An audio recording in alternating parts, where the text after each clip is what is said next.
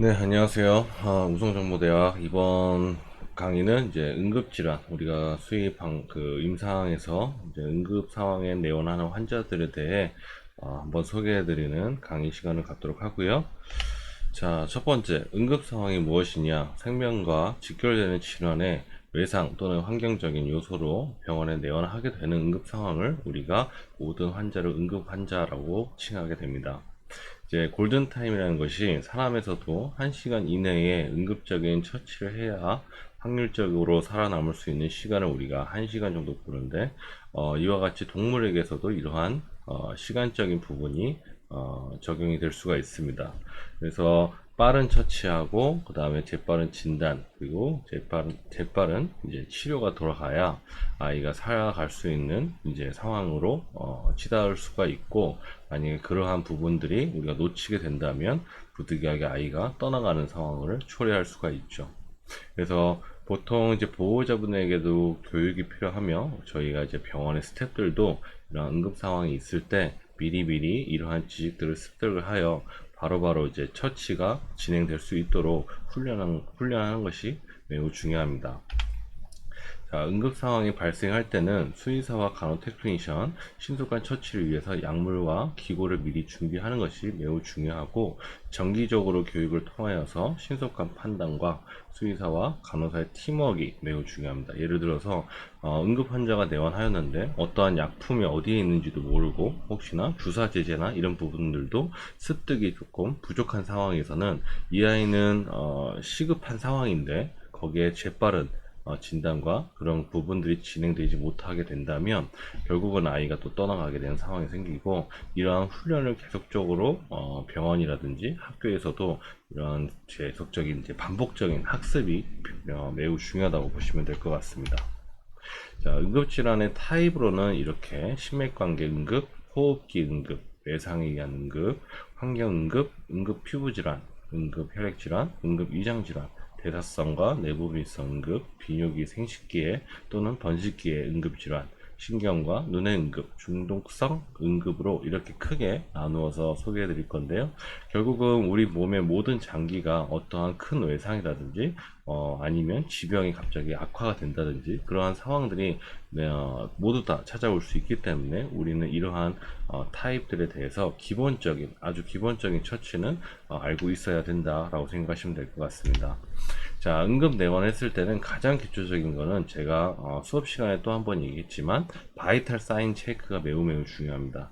그래서 의식이 있느냐 또는 심박동이 잘 뛰고 있느냐, 아니면 아이가 잘 호흡을 잘하고 있느냐, 또는 체온이 정상이냐 아니면은 떨어져 있냐, 아니면 혈압이 괜찮으냐, 이러한 부분들이 가장 내원하자마자 우리가 확인해야 될 기본적인 바이탈 사인이 가장 중요하다고 생각하시면 될 것 같고, 자, 응급 상황 내원했을 때는 우리가 보통 어느 정도 이론적 정의가 있습니다. 오자마자 우리가 아이를 어떠한 외부적인 시진이라고 그러죠. 우리가 눈으로 봤을 때의 시진을 우리가 나누어 보게 된다면, 앞에 이제 철자를 따서 어크레시 플랜이라고 이제 보통 이러한 순서대로 우리가 아이를 확인할 수가 있습니다. 그래서 A 같은 경우는 에어웨이, 기도 확보, 결국은 공기가 내가 기도로 패러 잘 들어가는지, 그 다음에 C는 카디오바스큘라, 심맥관계, 심장이 잘 뛰는지 청진을 하여서,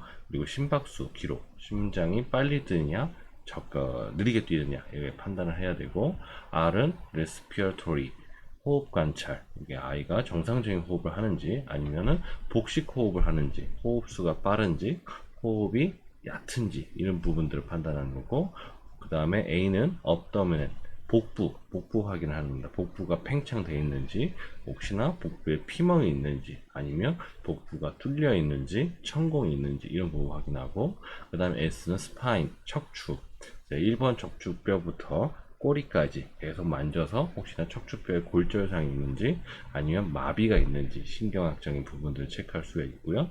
그 다음에 헤드, H는 헤드, 머리 쪽 얼굴 쪽, 눈, 코, 입 또는 혀, 치아, 그런 부분들이 혹시나 손상이 있는지 체크해야 되고, P는 pelvis, 골반.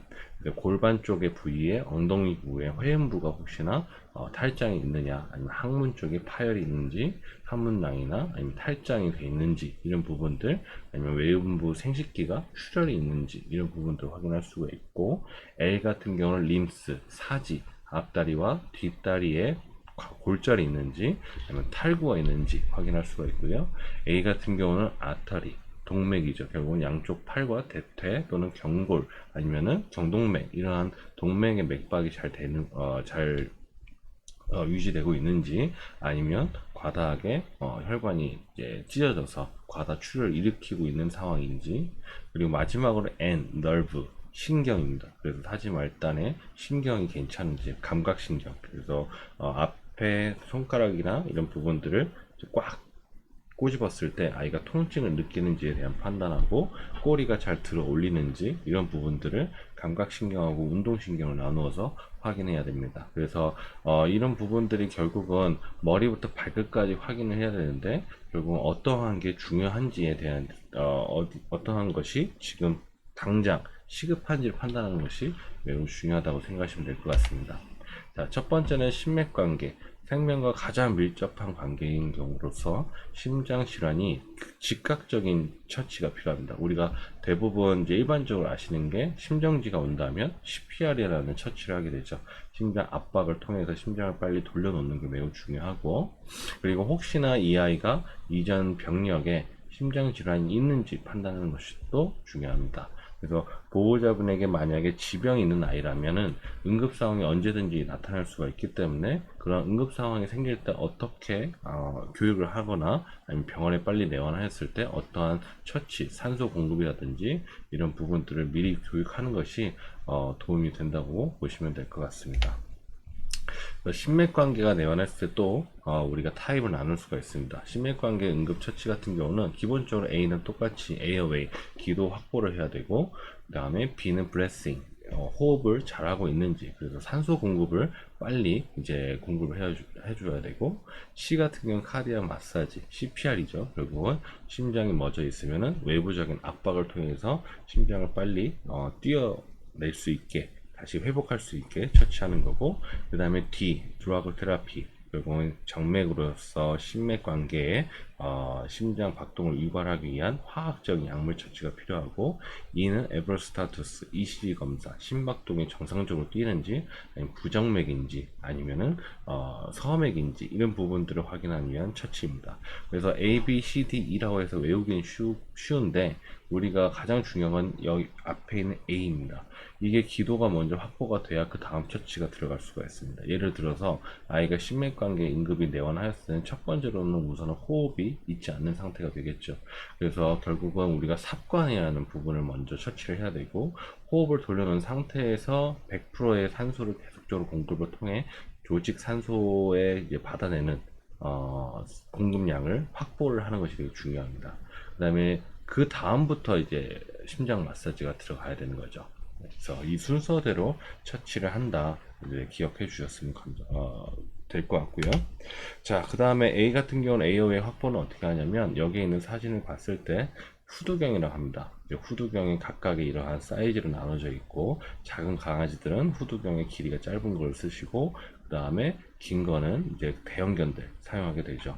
그래서 이 후두경 같은 경우도 테크니컬 선생님들 같은 경우는 항상 이제 위치가 어디에 있는지, 아니면 응급 박스 안에 꼭 들어가야 되는 장비입니다. 네, 두 번째 사진에 이제 삭관 튜브, 이제 결국은 기관에 튜브를 삽입하기 위한 각각의 사이즈의 튜브가 준비되어 있습니다. 그리고 삭관을 했을 때 보정자와 삭관자가 동시에 함께 진행할 수 있는 훈련이 또 필요하게 될 것 같고, 응급처치 중에, 모든 응급처치 중에 가장 중요한 호흡 기도 확보라는 이제 기본적인, 이게 시작이 돼야지 그 다음 처치가 된다는 것을 기억해 주셨으면 감사하고요. 자, 그런 다음에 만약에 우리가 기도를 확보를 하지 못하거나 입 안에 구강 출혈이라든지 후두 쪽에 손상이 있어서 기도를 삭관할 수 없는 상태라면, 응급적으로 경부에 있는 기관을 노출시켜서 직접적인 경부 식도, 경부 기관 이제 절제를 한 다음에 거기에 직접적인 관을 삽입하는 경우도 있습니다. 그래서 이러한 경우 같은 경우는 우리가 외부적으로 수술적인 처치를 해야 되기 때문에 기본적인 수술팩과 멸균 세트가 필요하고, 삭관에 필요한 이제 튜브도 미리 준비하여서 피부에 밀접하게 딱 봉합을 시킨 상태에 이러한 산소 공급을 확보하는 두 번째 수술적인 방법이라고 생각하시면 될 것 같습니다. 그 다음에 두 번째 B, breathing. 호흡이 불안정할 때 즉각적인 산소 공급. 우리가 각 병원마다 산소 케이지라든지 산소 통에서 이제 산소 공급량을 삭관한 튜브 쪽으로 공급을 하여서 조직 산소 포화도가 높게 유지하는 것이 중요합니다. 그래서 우리가 이제 산소 공급할 때 가장 첫 번째 볼 수 있는 지표 같은 경우는 동물들 같은 경우는 혀를 보게 됩니다. 혀가 만약에 핑크색이면 괜찮은데, 예를 들어서 약간 청색진, 뭐랄까 보랏빛깔을 보이게 된다면 이 아이가 지금 산소 공급이 제대로 돌아가지 않기 때문에 매우 위험한 상황일 수도 있습니다. 그래서 산소 공급량을 계속 늘리고 폐가 움직일 수 있게 자극을 해주시는 것이 중요하다고 보시면 될 것 같습니다. 그리고 삭관을 하지 못하는 경우에는 마스크로 이용하여서 코에 갖다 대면서 산소 공급하는 방법도 있을 수 있습니다. 자, 세 번째는 카디악 마사지 CPR을 시작하게 되는데, 우리가 보통 미국에서는 대형견이다 보니까 사람처럼 두 손을 모아서 내 체중을 실어서 마사지를 하게 되겠지만, 우리나라나 소형견을 키우는 많은 국가에서는 이렇게 두 손가락을 눌러서 하게 된다면 갈비뼈가 이제 골절상이 일어날 수도 있고 불필요한 이제 조직 손상을 일으킬 수 있기 때문에 보통 손가락으로 이제 흉벽을 잡으면서 이런 식으로 마사지가 들어갈 수 있습니다. 마사지 같은 경우는 보통은 이제 실시할 때 15회에서 20회 정도 실시한 다음에 그다음에 잠깐 멈춘 상태에서 호흡이 돌아오는지, 그다음에 심박이 돌아오는지 체크하고 다시 한번 또 체크했을 때 심장이 뛰지 않는다면 다시 이런 처치를 반복적으로 실시하는 것이 중요합니다. 그래서 이런 카디악 마사지 할 때 가장 중요한 것은 기도 확보입니다. 기도 자체가 산소량이 계속적으로 들어갈 수 있는 상태에서 해주어야 우리가 심장 자극이 됐을 때 다시 뛰게 된다면 혈액이 산소를 가지면서 다른 조직에 이제 공급할 수 있기 때문에 항상 기도는 잘 확보가 되어 있는지 체크하면서 심장 마사지를 진행하면 될 것 같습니다. 그래서 만약에 우리가 또 심장 마사지가 외부에서 진행할 수 없다면 직접적으로 갈비뼈에 외과적으로 흉강 절개를 실시한 다음에 손을 집어넣어서 심장을 직접적으로 마사지하는 방법도 있습니다. 침습적인 방법이다 보니까 아무래도 심장을 뛰게 하기 위한 처치지만 그 뛰고 나서부터는 사실은 감염에 대한 처치가 매우 중요합니다. 그래서 우리가 보통은 심장을 이제 직접 절개해서 마사지하는 경우는 멸균될 수 있는 상황이 그렇게 100% 맞춰지지 않기 때문에 항생제 처치하고 주변에 농이 발생되는지 이러한 체크를 해야 됩니다. 사실상 임상에서는 그렇게 막 흔하게 진행하지는 않고요. 정말 이제 대형견이라든지 응급 상황에서 어떻게든 심장을 빨리 뛰게 해야 되는 상황에서는 부득이하게 외과적으로 절개해서 이제 심장을 직접 마사지를 통해서 이러한 응급 상황을 넘어가는 경우도 있을 수 있습니다. 자, 그 다음 드락 테라피. 드락 테라피는 기본적으로 수액 라인, 우리가 카테터 라인을 장착한 상태에서 거기에 필요한 심맥관계 응급 약물을 준비해야 됩니다. 그래서 여기 왼쪽 밑에 있는 앰플 같은 경우 아트로핀, 그리고 두 번째는 에피네프린, 그리고 세 번째는 덱사메타손. 이러한 부분들이 기본적인 이제 심맥관계에 이제 사용되는 약물인데, 아트로핀 같은 경우는 보통은 섬액일 때 심장이 뛰는 것 자체가 느리게 된다든지 아니면 부정맥 소견이 있을 때는 바로 아트로핀 앰플을 까서 정맥 주사를 통해서 심장을 다시 돌려놓는 약물을 쓰게 되고요. 그 다음 심정지가 있을 때는 이제 보통 심장에 직접적인 자극제제를 투여를 해야 되기 때문에 이제 에피네프린을 준비하여서 직접적인 정맥의 주사 투입을 통해서 마사지를 할 때 이 약물에 반응을 하게 된다면 다시 심박동이 돌아올 수 있는 상황으로 만들어낼 수 있습니다. 그리고 마지막에 이제 덱사메타손 같은 경우 스테로이드 제제인데, 일단 쇼크 증상이 있을 때는 과다 면역에 문제가 있다든지 얘가 쇼크 증상이 왔을 때는 바로적으로 스테로이드를 써서 그 면역 반응에 대한 아나필라시스의 쇼크를 감소시키기 위해 스테로이드 성분을 쓸 때도 있습니다. 그리고 이러한 부분이 심장이 뛰게 된다면 그 다음에 수액 처치를 통해서 내 몸에 수화를 시키면서 환자가 탈수 증상이나 이제 공급량, 다른 조직에 넘어갈 수 있는 공급량을 수액을 통해서 빠르게 이제 소화시키는 것이 중요하다고 보시면 될 것 같습니다. 그 다음에 이제 평가하게 됩니다. 결국은 아이가 심장이 돌아오게 된다면 우리가 ECG 모니터나 아니면은 ECG 진단 기계를 통해서 정상적으로 심장의 파형을 잘 유지하고 있는지, 그리고 24시간 풀케어를 통해서 이 아이가 시간대마다의 응급 상황이 오는지 안 오는지 체크하는 것이 중요하고, 그 모니터링에서 아이가 필요한 약물이라든지 혹시나 또 추가적인 처치가 필요할 수 있기 때문에 간호사나 아니면 수의사 선생님들께서 지속적으로 응급 모니터링을 해야 된다고 보시면 될 것 같습니다. 그래서 여기에 보이는 사진 같은 경우는 이제 보정자가 앞다리와 뒷다리 잡은 상태에서 ECG 리드를 장착을 해야 되고, 이 리드 장착하는 순서도 사실은 병원에서는 알고 있어야 되며, 바로 장착한 사이에 모니터링을 확인했을 때 정상적인 심박동의 파형을 보는지, 그리고 두 번째는 이산화탄소 그리고 산소 포화도 이런 부분들도 확인을 하여서 얘가 지금 정상적인 심장 박동과 산소 공급을 하는지에 대해서 판단을 할 수가 있어야 됩니다. 대부분의 수의학 심맥관계 응급은 우려성 심부전으로서 심장 기능이 저하가 되어서 2차적으로 폐부종이나 심박출량이 떨어지면서 실신으로 내원하게 됩니다. 아니면 과호흡으로 병원에 내원하게 되죠. 그래서 폐부종 같은 경우는 우리가 폐에 물이 찼기 때문에 내원 당시에는 아이가 입 벌리면서 숨 쉬면서 제대로 된 산소 공급이 되지 않기 때문에 이뇨제 처치와 산소 공급을 실시해 줘야 되고, 심박 출량이 떨어지게 된다면 결국은 심장이 뛰는 것도 영향을 미칠 수 있기 때문에 심정지로 넘어갈 수 있습니다. 그래서 약의 복용 여부와 심부전의 단계에 따라서 여부가 결정이 되는데, 이러한 부분들도 기존에 이 아이의 병력을 청취를 해서 어떠한 약물을 썼는지를 데이터를 가지고 있는 것이 매우 중요합니다. 혹시나 약이 적절하게 들어가지 않는 상태라면 더 많은 양의 이뇨제를 처치를 해야 될 수 있기 때문에 보통 응급 처치를 하는 사이에 다른 간호 테크니션 선생님께서는 이제 보호자와 얘기를 했을 때 기존에 처방했던 약물이 무엇인지 알아오는 것도 응급 상황에서는 매우 도움이 될 수가 있습니다.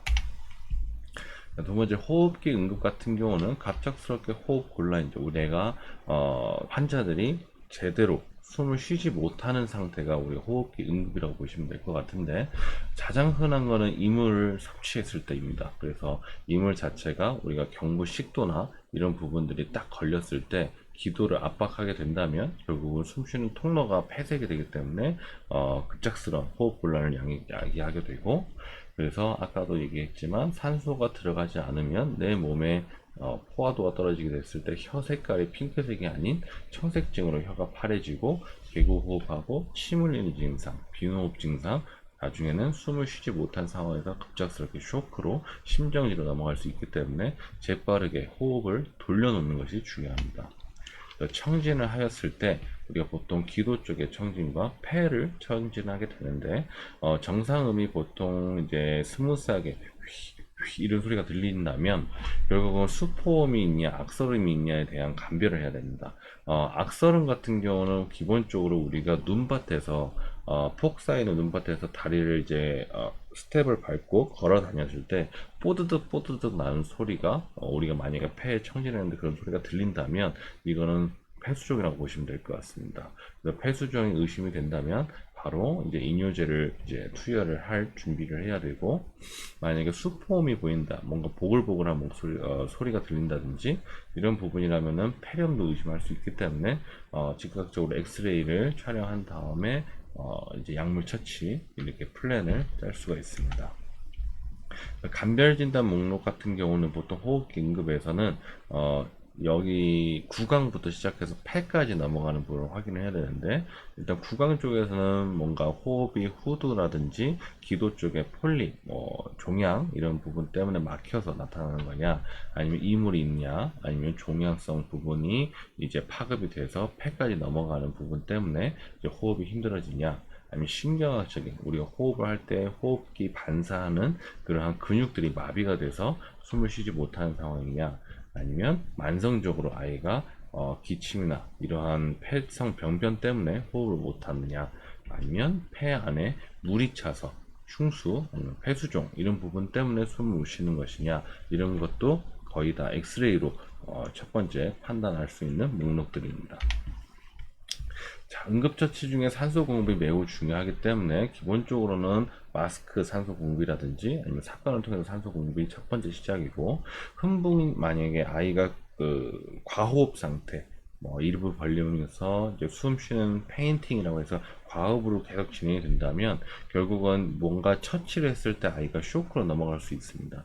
따라서 경우에 따라서 진정제를 투여를 할 수가 있고, 그리고 쇼크를 오지 않게 스테로이드 주사를 이제 미리 또 처치하며 손으로 계속적으로 경부 쪽에 식도 이물이 있는지 청진을 통해서 폐렴인지 폐수종인지 확인해야 되고, 엑스레이 찍었을 때 만약에 흉수가 있다면 그 흉수에 대한 흉곽 천자를 해야 됩니다. 그리고 주사기와 바늘, 그 다음에 여기 그림에서 보이시면은 3웨이라는 카테터 팁이 있습니다. 그 팁을 이용해서 흉수도 빨리 제거를 해야 되고, 또 만약에 외상적인 폐가 손상을 받게 되면 폐 안에 있는 공기가 새어서 흉곽 내로 저류가 하게 됐을 때 우리가 기흉이라고 진단하게 되는데, 이제 차 있는 공기를 또 빼주는 것도 흉곽 천자를 실시해야 된다고 생각하시면 될 것 같습니다.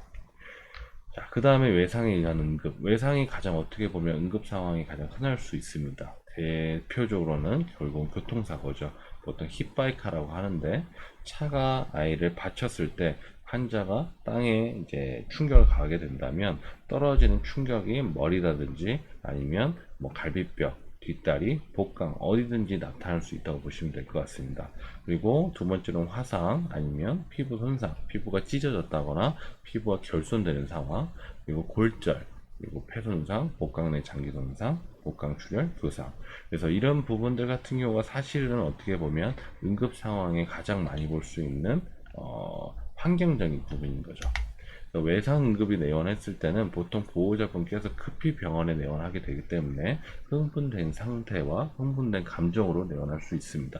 따라서 보호자분에게 진정을 이제 시킬 수 있도록 차분히 이제 설득을 하고 현재의 상황을 정확하게 파악을 하여서 빠르게 수의사에게 보고하는 것이 중요합니다. 그래서 내원하였을 때 보호자가 필요한 처치라든지 예를 들어서 복강 안에 손상을 받거나 피부 쪽에 손상을 받아서 과다 출혈이 일어나는 상태라면 가벼운 천이라든지 이런 부분을 압박 지혈을 통해서 내원을 하거나, 아니면은 아이가 숨을 쉬지 못하는 상태라면은 기도를 열어서 산소 공급을 할 수 있는 이제 방법을 또 알려드려야 되고, 그리고 최대한 빠르게 병원을 가야 되기 때문에 만약 거리가 멀다면 일단 작은 병원에, 근처 병원에 먼저 가서 응급처치를 할 수 있는 상황이 있는지 그런 병원에 미리 전화를 하여서 입원할 수 있는 상태인지 파악을 해주는 것도 중요하다고 보시면 될 것 같습니다. 자, 외상응급 내원할 때도 제가 앞서서 얘기했던 이제 차트의 어크레시 플랜을 똑같이 적용하면 됩니다.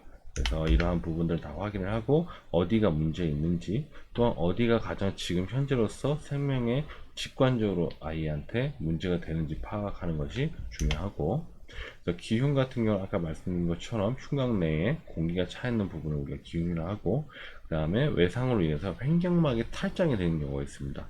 우리가 보통 흉곽과 복강을 나눠주는 횡격막이라는 근육이 있는데, 그 횡격막이 만약에 파열이 된다면 복강 내에 있는 장기가 다 흉곽으로 넘어가게 돼서 폐가 제대로 펴질 수가 없고 압박 때문에 호흡곤란이 나타날 수 있는 것을 우리가 횡격막 파열이라고 보시면 될 것 같고, 골절 같은 경우는 사지골절 아니면 두부골절, 척추골절 이런 부분들의 골절 부위에 따라 그 기능을 손상이 나타나는지 이런 것에 대한 판단도 같이 진행을 해야 되고, 신경 손상 같은 경우는 결국은 척수 손상이기 때문에 영구적인 손상인지 아니면 회복할 수 있는 손상인지 파악하려면 아까도 처음에 얘기한 것처럼 발가락 끝에 신경을 꽉 이제 꼬집었을 때 반응을 하느냐 안 하느냐 되게 중요합니다.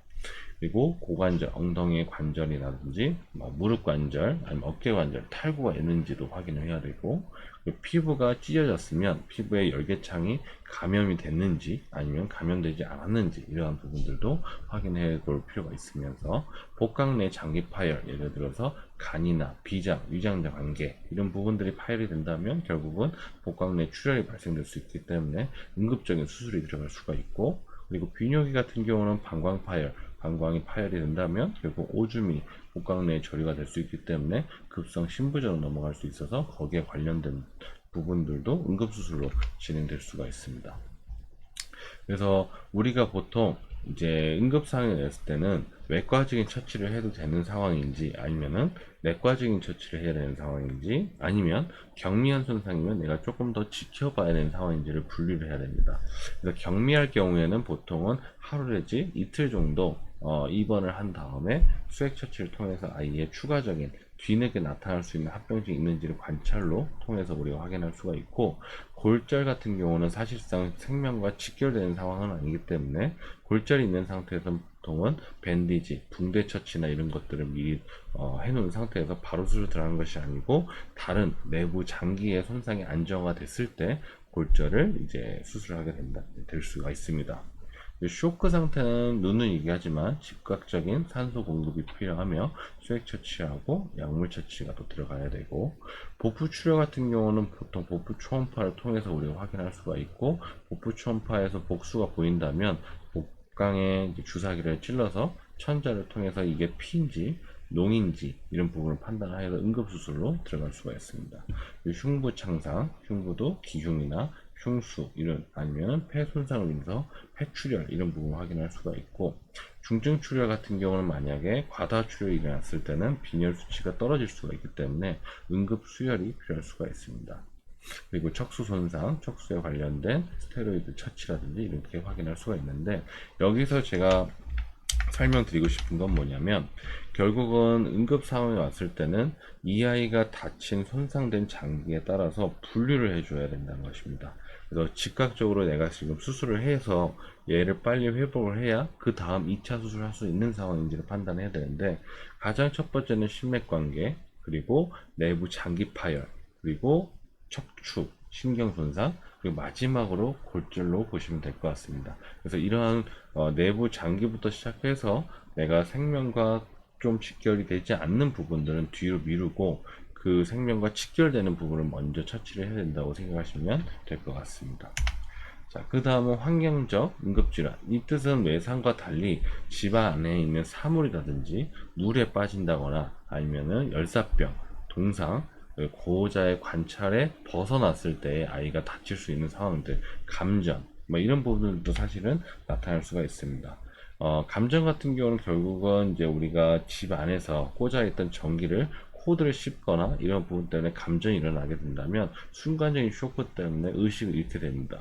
그래서 병원에 내원하여서 감전으로 인한 손상을 빠르게 처치를 해야 되고, 물에 빠진, 요새는 또 펜션이라든지 강아지가 좀 수영할 수 있는 공간이 많다 보니 그런 상황에서 수영을 할 때 모든 이제 강아지들이 이제 수영을 잘할 수 있다고 판단해서 이제 물에 떨궈 놓으면 당황하게 되었을 때 물을 많이 먹거나, 결국 그 물이 기도로 넘어가서 이제 익사하는 경우도 간혹가다 볼 수 있습니다. 그래서 수영장이나 강물에서 발생될 수가 있고, 그리고 열사병, 여름에 특히나 더운 날에 이제 오랫동안 노출을 하게 된다면 체온이 이제 고체온증을 냈다가 탈수가 유발되면서 쇼크가 올 수가 있습니다. 가장 위험한 것은 뭐냐면, 우리가 보통 마트를 가거나 차 안에 아이를 같이 두었을 때 그 문을 닫고 내가 장을 보는 사이에 차 내의 온도가 높아지겠죠. 그래서 그 안에서 만약에 아이가 있다면 고체온증과 열사병을 통해서 순간적으로 직사할 수 있는 상황이 올 수가 있기 때문에 절대로 더운 날에 차 안에 이제 강아지나 반려견이나 반려묘들은 방치하면 안 될 것으로 보여질 것 같고, 그 다음에 저체온증, 특히 겨울 같은 경우 외부에 노출되거나 아니면 동상이 걸린 아이들도 이제 베란다, 우리의 집에 이제 베란다 실수로 문을 닫거나 이제 아이가 베란다에 오랫동안 저체온증을 노출을 하게 된다면 이것도 생명과 연결될 수 있기 때문에 이런 환경적인 부분들도 내가 어느 정도 알고 있어야 된다 생각하시면 될 것 같습니다. 응급 피부질환 같은 경우는 대부분 외상입니다. 결국은 다른 강아지와 뭐 예를 들어서 싸웠다거나 아니면 미용을 하다가 이제 피부를 잘라 먹었다거나 이런 경우에 피부 결손이 대부분 피부 자체가 안에 있는 근육이 노출되는 상황을 우리가 피부 질환의 응급 피부 질환, 열상 질환이라고 생각하시면 될 것 같은데, 크기가 크지 않다면 사실은 연고 처치나 기본적인 드레싱, 붕대 처치로 나아질 수가 있지만, 열상된 부분이 넓으면 넓을수록 결국은 감염에 노출도가 높기 때문에 적절한 처치가 필요합니다. 그래서 보통은 이제 찢어지고 나서 상처 조직이 깨끗하냐 아니면 오염됐느냐 먼저 판단을 해야 되고, 예를 들어서 오염된 상태의 그 조직 같은 경우는 누리끼리 한다든지 진물이 난다든지 이렇게 나타나면 바로 피부를 봉합하면 안 됩니다. 왜냐하면 피부를 봉합하게 되는 순간 그 안에 세균 총들이 자라나게 되어서 농을 발생하게 되고 결국은 피부가 다시 괴사가 되면서 벌어질 수 있기 때문에, 농이 있는 상태와 그 감염성이 있는 피부에서는 노출을 시켜서 배액술, 결국은 농을 빨리 바깥으로 빼내는 처치를 해야 돼서 바로 봉합하지 않습니다. 그 육아 조직이라고 해서 배액을 통해서 자기가 조직이 점점 회복되는 양상, 더 이상 농이 나오거나 그런 상황이 아닐 때는 그 뒤에 이제 피부 봉합을 실시하면 될 것 같습니다. 그리고 교상에서는 우리가 이빨로 보통 강아지들끼리 싸우게 되면 이빨이 이제 피부를 뚫고 이제 조직을 물게 됐을 때 흔들거나 이런 손상을 일으키게 되는데, 겉으로 피부에서 봤을 땐 물린 자국이 조그맣게 구멍이 나 있지만 절대적으로 그 조그만 구멍이 대수롭지 않는 상황이라고 판단하시면 안 됩니다. 그래서 그 조그만 구멍이 있을 때는 우리가 핀셋이나 아니면 모스키토라는 장비를 통해서 그 물렸던 깊이가 어느 정도 되는지 판단하는 것이 매우 중요하고, 그리고 대다수 이제 강아지의 이빨 구강 상태에는 세균들이 어마어마하게 많기 때문에 보통 물리게 되면 피부 안에는 오염창이 되게 됩니다. 그래서 적절한 항생제 치료와 배액술을 꼭 실시하는 것이 중요합니다. 그래서 보여지는 이제 응급 피부 질환 같은 경우는 이제 열상, 벗겨진 손상 또는 화상, 농양, 급성 습진 피부염, 봉화지염, 피부 이물. 피부 이물 같은 경우는 뭔가 찔렸다는 거죠. 뭐 피부 안에 뭔가 가시가 들어갔다거나, 그다음에 이계 혈종, 귀 끝에 피가 고름이 차는 상황, 그 급성 외이염, 항문낭 파열, 이런 부분들로 나눠지는 것이 피부 질환이라고 보시면 될 것 같습니다. 응급 피부질환 발생 시에는 깨끗한 옷이나 수건 등으로 상처를 덮고, 출혈이 있다거나 이렇게 됐을 때는 압박지혈을 통해서 동물들이 이제 그러한 과다 출혈을 막아줘야 되고, 예를 들어서 그런 피부 손상이 있을 때는 환자들은 놀릴 수 있기 때문에 내가 압박지혈을 통해서 할 때 아이가 물 수가 있습니다. 그래서 기본적으로 동물들의 입마개를 미리 준비하여서 처치를 해야 되고, 나머지는 이제 기본적인 바이탈 사인을 확인을 하고 상처 부위 소독과 항생제 처치, 그리고 피하 조직 내 감염과 삼출물이 의심될 때는 아까 말씀드렸던 배액관 장착을 해야 됩니다. 자, 그 다음은 응급혈액질환. 우리가 보통 혈액 내에 혈구에 문제가 발생되었을 때 응급적으로 문제가 발생될 수도 있습니다. 혈액성 질환 같은 경우는 예를 들어서 가장 대표적인 빈혈, 아니면 면역매개성 빈혈, 인고개 장애, 혈소판 감소증 등 혈구가 자체적으로 문제가 됐을 때 나타나는 응급 상황이라고 보시면 될 것 같은데, 이러한 상태도 적절한 치료가 되지 않으면 폐사될 수 있는 가능성이 높습니다. 응급 혈액 질환에서는 빈혈 같은 경우는 보통 피가 재생이 되는 빈혈이냐 아니면 재생이 되지 않는 빈혈이냐, 이거를 나누어서 볼 수가 있고, 그 다음에 면역매개성 혈소판 감소증이라는 질환이 있는데, 이거는 뭐냐면 내 몸의 기본적인 혈구가 내 건데 내 자신의 면역 시스템 자체가 망가져서 내 거를 내 거로 인지하지 못하고 남의 것으로 인지하게 돼서 파괴하는 것이 면역매개 혈소판 감소증입니다. 그래서 혈소판이 떨어지게 된다면, 우리가 혈소판은 기본적으로 하는 기능이 응고를 시켜주는 거, 그러니까 피가 나거나 했을 때 지혈을 되고 그 응고 인자가 발생이 돼서 피를 먹게 해주는 기능을 하는데, 이것이 혈소판이 감소가 된다면 온몸에 이제 가벼운 타박상으로도 피멍이 들고 내부 장기도 쉽사리 출혈을 일으킬 수가 있습니다. 그래서 여기서 이제 피부 자체에서 붉은 반점이 나타나는 것이 혈소판 감소증이라고 보시면 될 것 같고, 응고병증도 마찬가지입니다. 내 몸에서 피를 먹게 해줄 수 있는 응고 인자 자체가 부족하거나 생성이 되지 않으면 결국은 외부적으로 피부에 점상 출혈, 피부 피멍, 아니면 구강 내에서 출혈이 발생할 수 있고, 아니면 이제 혈변, 혈액성 설사를 볼 수가 있습니다. 그것이 더 진행이 된다면 결국은 DIC라는 파종 혈관 내 응고, 이제 응고인자가 계속 사라지게 된다면 결국은 혈관 내에 이제 쇼크가 오거나 폐혈증으로 진행될 수가 있고, 복강내 출혈 같은 경우는 결국은 과다 출혈로 인해서 내 몸의 산소 공급량이 떨어지면서 이제 쇼크로 또 진행될 수가 있죠.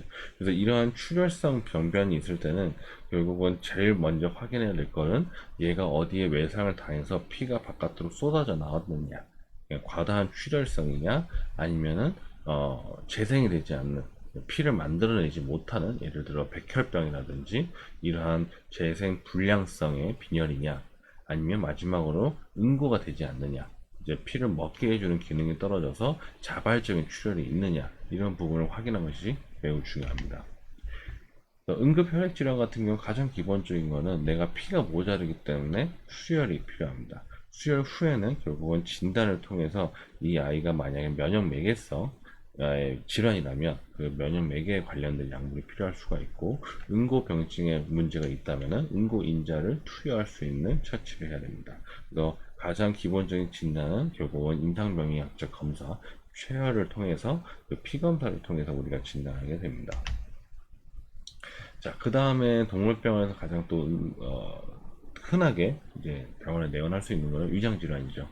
위장질환은 이전 시간에서 소화기 이제 관련된 진단 강의에서도 제가 설명드린 것처럼 자두씨나 아니면 이물, 금속성 이물이라든지 날카로운 뼈 또는 이물, 이런 부분들이 위장을 천공했을 때 위장 자체를 뚫고 위 천공이 일어나게 된다면 결국은 그것도 방치됐을 때는 전신적인 문제를 야기하게 되어서 아이의 생명을 잃게 될 수가 있는 거죠. 그래서 컨디션이 떨어지고 구토, 혈변, 설사 등의 위장 관계 증상을 보이게 되고, 이러한 상황이 발생이 되면 즉각적인 수술이 필요하고, 장이 폐색이 되거나 장이 움직이지 않았을 때는 수술을 빨리 진행하는 것이 중요합니다. 응급 위장질환 같은 경우는 결국은 이제 구강부터 시작해서 우리가 기본적인 소화기 장기를 전부 다 통합을 할 수가 있습니다. 침샘이 파열이 된다든지, 침샘이 파열이 된다면 지속적인 혀에서 침이 계속 고이는 질환 때문에 침샘을 제거해야 되는 상황이 생길 수가 있고, 식도 내에 이물질, 예를 들어 식도에 뼈가 걸리거나 했을 때 호흡 곤란이 야기하기 때문에 내시경이나 외과적인 처치를 통해서 꺼내주는 것이 중요하고, 급성 복통, 우리가 복통 같은 경우는 사실 광범위하기 때문에 간이라든지 아니면 위가 확장이 돼서 나타나는 상황, 어린아이들 같은 파보장염 또는 고양이에선 범백 또는 이물 췌장염 또는 비뇨 생식기의 질환들, 그리고 복막염, 이런 다양한 원인이 있기 때문에 급성 복통이 나타났을 때도 빠른 진단이 필요합니다. 그래서 복막염, 위확장, 위폐색, 출혈성 위장염, 직장탈, 폐연부 탈장, 급성 간부전, 간성내층, 고양이 지방간증, 고양이 간담관염, 췌장염, 사실 이러한 모든 질환들 같은 경우가 사실은 광범위해서 결국은 빠르게 진단하고, 이제 간호테크니션 선생님들께서도 수의사와 함께 빨리 진단이 된다면 외과적인 처치로 넘어갔을 때 거기에 대한 세팅 훈련이 돼야 되고, 아니면 입원 처치가 필요한 약물들에 대한 세팅, 이렇게 알고 있는 것이 중요합니다. 응급질환 같은 경우는 결국은 많은 원인들이 상쇄되어 있기 때문에 기본적인 엑스레이나 혈액검사, 요검사 이런 것들로 이제 우리가 진단을 하고, 그 검사를 원인을 확인이 된다면 이제 재빠르게 처치하는 것이 중요합니다. 자, 그 다음 대사성과 내분비성. 우리가 보통 대사성 같은 경우는 밥을 먹거나 이렇게 대사를 통해서 나타나는 부분인데, 가장 이제 문제가 되는 호르몬이죠. 우리가 호르몬 질환 같은 경우는 내 몸에 이제 항상성, 살아가기 위해서 항상성 유지를 했을 때 혈액 내에 이제 호르몬을 분비하게 되면서 항상성 유지를 해줄 수 있는 가장 중요한 시그널이라는 역할을 하죠. 그래서 호르몬 분비가 만약에 문제가 생긴다면 전신질환이 이어질 수가 있기 때문에 전해질 불균형이나 이러한 부분들을 야기하게 되면 2차적인 합병증을 발생시킬 수 있는 상황으로 초래하게 됩니다. 그래서 예를 들어서 우리가 이제 내분비성 응급 같은 경우는 가장 흔한 게 당뇨병이죠. 이제 당뇨가 인슐린이 분비가 되지 않아서 내 몸의 혈당 수치가 높게 유지되는 상황이죠. 단순히 당뇨병이 초기에 혈당이 높다고 해서 응급은 아닙니다.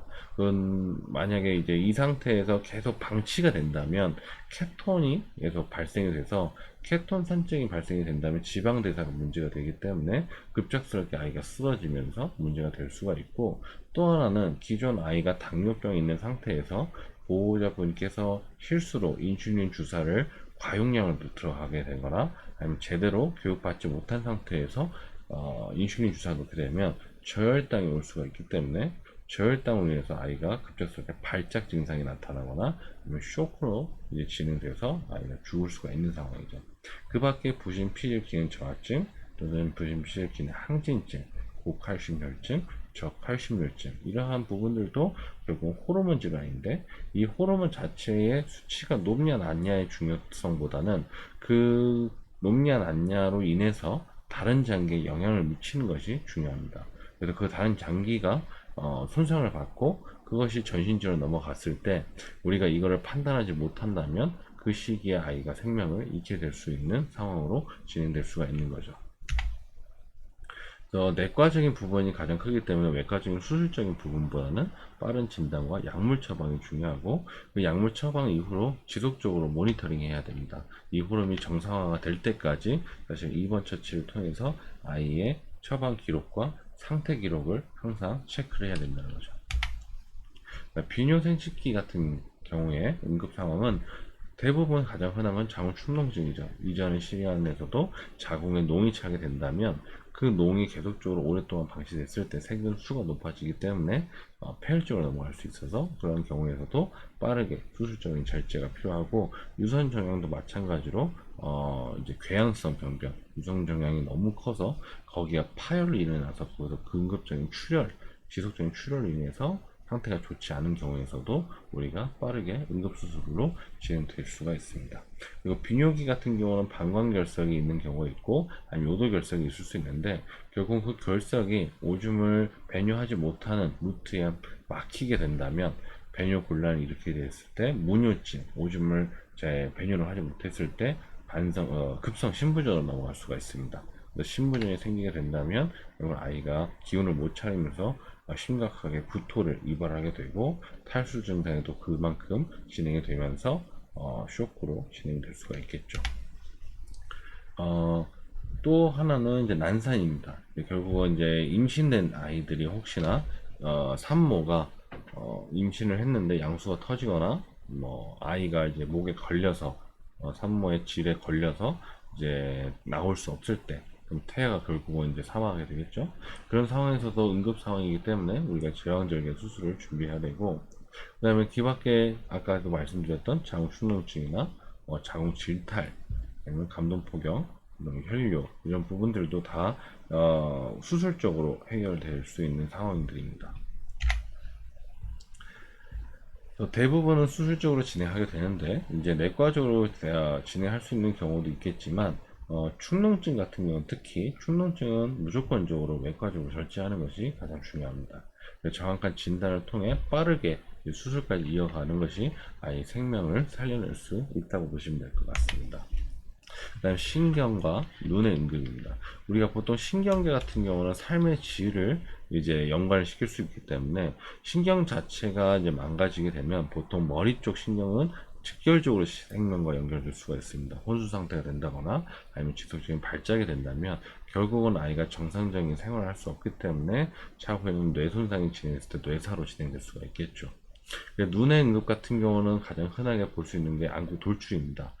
외상이라든지 눈이 바깥으로 이제 안구가 바깥으로 빠져나갔을 때 거기서 만약 눈 괴사가 일어나거나 눈이 점진적으로 회복할 수 없는 상태라면 안구 적출도 필요할 수가 있고, 아니면 지병적으로 우리가 녹내장을 가지고 있다면 눈의 안압이 높아지면서 그것이 탈출이라든지 아니면 눈의 파열, 이렇게 된다면 응급적으로 수술이 필요할 수도 있습니다. 신경계 응급 같은 경우는 보통은 뇌나 척수로 우리가 크게 두 가지로 나누게 되는데, 뇌는 우리가 담당하는 것이 멘탈이고, 척수 같은 경우는 운동신경, 우리가 다리를 움직이거나 배뇨 배변을 하거나 이런 부분을 담당하게 됩니다. 대뇌 질환이냐 손해 질환이요. 보통 대뇌 질환 같은 경우는 멘탈을 담당하기 때문에 발작을 하게 되는 상황이 생길 수도 있고, 아니면 혼수나 아니면 이제 아이가 어지러지는 상황이 될 수가 있습니다. 손해 질환 같은 경우는 보통 평행 감각을 담당하기 때문에 아이가 걸음걸이가 똑바르지 못하고 자꾸 옆으로 픽픽 쓰러진다든지 이런 상황도 손해 질환을 우리가 의심할 수가 있고, 네, 흉노추 같은 경우는 뭐예요? 예를 들어서 디스크, 네, 흉추에 디스크가 터지거나 하게 됐을 때 뒷다리 후지마비가 나타날 수 있고, 아니면 경추 1, 2번이 탈고됐을 때 이제 목 쪽에 신경이 압박이 되면서 앞다리도 못 쓰고 뒷다리도 못 쓰고, 그리고 극심한 통증을 나타낼 수가 있고, 그 다음에 또 하나는 아예 전신마비가 돼서 감각신경까지 다 이제 손상이 되는 것들도 다 신경계 응급입니다.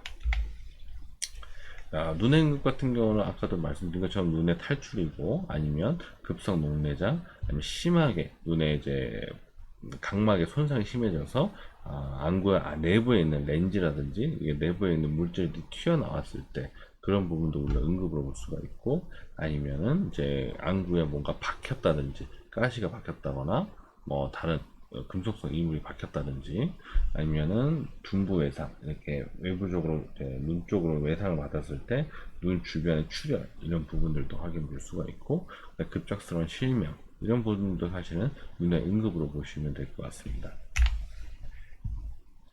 그래서 신경과 눈의 응급은 임상 증상이 발생됐을 때 최대한 빨리 내원하여서 처치받는 것이 중요합니다. 안구 탈출 같은 경우는 즉각적인 처치를 하지 않으면 대부분 시력이 소실이 되기 때문에 나중에 시력을 이제 손상이 되면 결국 안구에 위축이 오게 되고, 결국은 아이가 볼 수 없는 상황이 될 수 있기 때문에 빠르게 탈출이 됐다 그러면 신속하게 병원에 와서 바로 환납을 한다든지, 아니면은 그 밖에 처치를 이제 받아야 될 것 같고요. 후지마비 같은 경우는 일단 내과적인 약물을 신중하게 빨리 적용을 해서 아이가 신경이 빨리 돌아올 수 있도록 해야 되고, 그 다음에 입원을 해서 즉각적인 이제 휴식과 산소 공급이 중요합니다. 그 다음 이제 중독성 등, 근데 우리가 심심치 않게 동물들이 이제 약물이라든지 아니면 먹지 말아야 될 음식들, 양파, 초콜릿, 자일리톨 이런 부분들 때문에 내가 섭취를 해서 그 독성 농도가 나타나서 아이를 이제 질환으로 연결시키는 부분을 우리가 중독성 응급이라고 보시면 될 것 같습니다. 그래서 사람이 먹는 약물 가장 흔한 게 타이레놀, 아니면 수면제, 뭐 각각의 다른 약제들이 우리가 강아지들이 먹는 그 용량과 사람이 먹는 용량이 크게 다르기 때문에 많은 약물을 한 번에 섭취했을 때는 그 약물을 가지고 있는 독성 때문에 신장 손상이나 간 손상, 아니면 신경학적인 손상이 나타날 수 있어서 빠르게 병원에 내원해야 된다고 생각하시면 될 것 같습니다. 중독성 응급 같은 경우는 너무나 많은 이제 상황들로 그 성분들이 있기 때문에 이제 아세트아미노펜 같은 경우는 우리가 보통 타이레놀 같은 약물들, 그리고 살서제, 아니면 아스피린, 초콜릿 중독, 식물 중독, 부동액, 포도씨, 아니면 쓰레기를 먹었을 때 그 쓰레기에 썩은 이제 음식물로 인한 대장균, 그래서 응급 장중독 이런 부분들, 그 다음에 세제 또는 이제 납 중독, 아니면 알코올 중독, 이런 여러 가지 증도를 일으킬 수 있는 화학적인 물질들이 많죠. 그래서 이렇게 중독성 응급이 온다면 내가 섭취를 했기 때문에 1시간 내에 섭취한 거라면 재빠르게 위세척을 해야 됩니다. 그래서 오자마자 이제 결국은 구토를 유발해야 되기 때문에 구토 유발할 수 있는 유발 제제들, 과산화수소를 섭취한다든지, 아니면 약물을 통해서 구토를 빨리 유발을 시키고, 아니면 그것이 힘들다 하면은 재빠르게 마취를 한 상태에서 위에 관을 이제 삽입을 통해 갖고 많은 양의 식염수를 이제 세척을 통해서 그 독성을 나타나는 농도를 희석하는 것이 중요합니다. 그리고 차후에는 이제 1시간 넘게 된다면 사실은 이런 상황에서는 우리가 보통 수액 처치를 하면서 지켜볼 수밖에 없습니다. 왜냐하면 이미 1시간 넘어가게 되면 위장 내에 이제 흡수가 어느 정도 진행된 상태이고, 차후에 그 흡수된 농도가 간이라든지 콩팥에 영향을 미치느냐에 따라서 아이의 생명이 좌지우지가 될 수가 있습니다. 자, 여기까지 중독성 응급으로 마지막으로 우리가 응급질환을 크게 한번 나열해보는 시간을 가졌는데, 사실은 이 응급 상황에 대한 질환들을 우리가 크게 나눠서 보고 나서부터는 실질적으로 이제 각각의 이제 심맥관계나 호흡기계, 비뇨기, 이런 부분들에 대해서 경험이 또 필요하게 되는데, 그 경험을 우리가 손으로, 이제 몸으로, 행동으로 이제 빨리빨리 이제 적용하는 것이 중요합니다. 그 이전에는 사실은 내가 어느 정도 지식적인 부분이 이론 바탕이 된 상태에서 그 다음에 이제 실습적인 부분이 결합이 돼야 그 아이가 살아나갈 수가 있고, 그 다음에 모든 선생님과 합심을 통해서 퍼스트 케어를 잘 해주는 것이 잃지 않는 생명들, 우리가 생명이 꺼져가는 생명들도 붙잡아서 다시 살릴 수 있는 확률이 높아질 수 있다는 것을 명심하시길 바라면서 오늘 강의는 여기까지 진행하도록 하고, 다음 시간에는 또 이제 실제 임상에서 우리가 볼 수 있는 그러한 질환들로 다시 한번 추려서 한번 설명드리도록 하겠습니다. 지금까지 강의 들으시면서 고생하셨고요. 차후에 이제 수술적인 부분들도 영상학적으로 우리가 수술 영상도 제가 한번 틀어드릴 텐데, 그 수술 영상을 이제 보면서 제가 한번 영상학적인 강의도 한번 진행해 보도록 하겠습니다. 자, 이번 주 수고하셨고요. 다음 강의 때 뵙도록 하겠습니다. 감사합니다.